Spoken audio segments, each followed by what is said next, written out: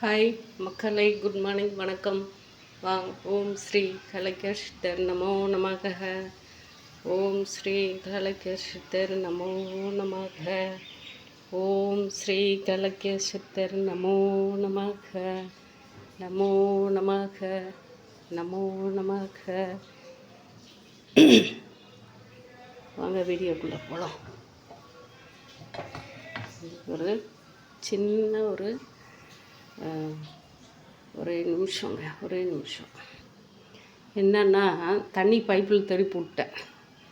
தெரியும், நேற்று சாம்பார் வச்சேன் இல்லைங்களா, பொடலங்காய் போட்டு பருப்பு போட்டு சாம்பார் வச்சேன். அதில் பஜ்ஜி நேற்று கத்திரிக்காய் இருந்துச்சு நம்மளுக்கு செடியில். ஒரே ஒரு கத்திரிக்காய் பெருசாக இருக்குது. அதை ஒரு 6 கீத்தா போட்டு பஜ்ஜி போட்டேன். அதில் 2 கீத்து நான் சாப்பிட்டேன். மீதி 4 கீத்து தம்பி வருவான்னு வச்சுருந்தேன், அவன் சாப்பிடல. அந்த 4 கீத்தும் பாருங்கள், பருப்பு சாம்பாரில் போட்டு ஊற வச்சுட்டேன். இப்போ அவன் சாப்பிட்டுன்னு சொல்லிட்டு அப்படியே இப்போ சாம்பார் சூடு பண்ணி வச்சுட்டேன். இட்லிக்கு தொட்டு சாப்பிட்றதுக்கு சூப்பராக இருக்கும். அடுத்தது கொத்தமல்லி துவையல். எல்லாம் எப்பயும் போடுற மாதிரி தான். கடுகு, உளுத்தம்பருப்பு, வரமிளகாய், பூண்டு, கருவேப்பிலை எல்லாமே போட்டு, ஜீரகம் போட்டு எல்லாம் ஒரு சட்னி.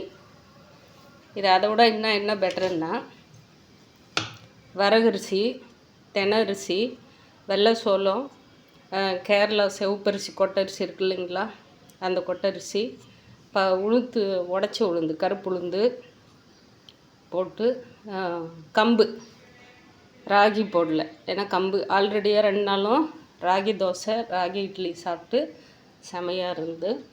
இன்றைக்கி ஞாபகத்தில் வச்சுக்காங்க, வரகரிசி, தெனரிசி, கம்பு, வெள்ளை சோளம், செவப்பரிசி, உளுந்து, வெந்தயம் மட்டும் போட்டு மிக்சியில் தான் அரைச்சி வச்சேன்.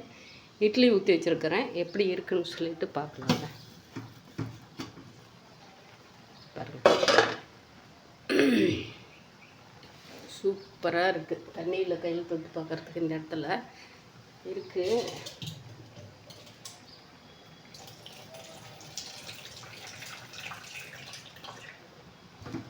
பாருங்கள், கையில் ஓட்டல, அவ்வளோ சூப்பராக இருக்குங்க இட்லி.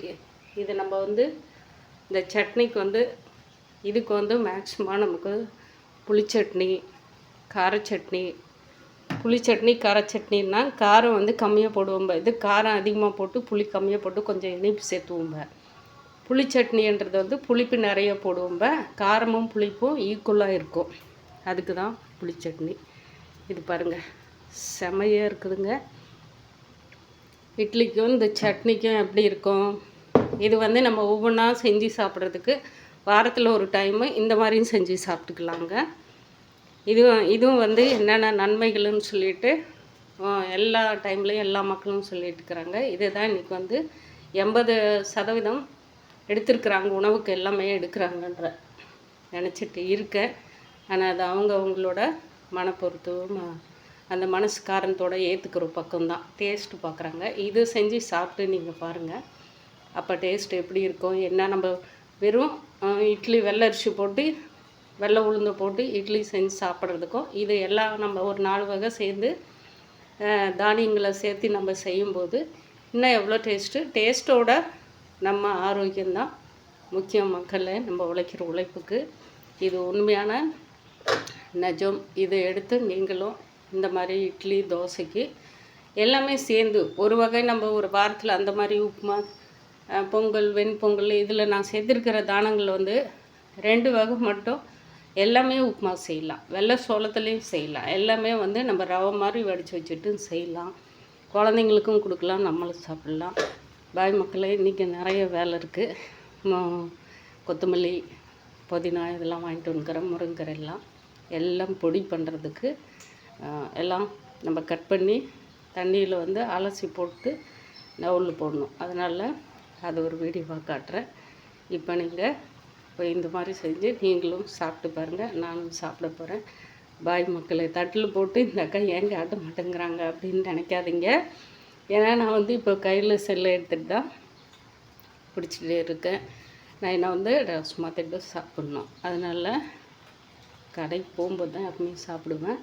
அதனால தான் வெயிட் பண்ணிட்டுருக்கிறேன். பாய்.